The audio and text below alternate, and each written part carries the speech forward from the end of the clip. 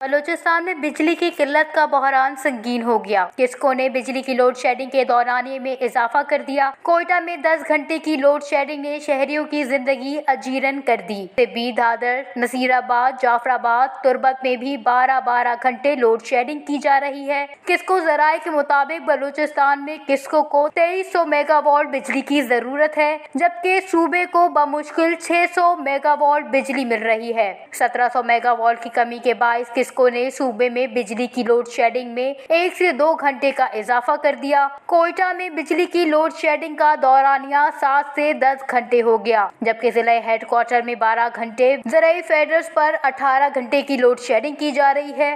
बुध को शेख मांदा ग्रेड से 22 फेडर को बिजली की फरहमी 11 घंटे से जायद बंद रही।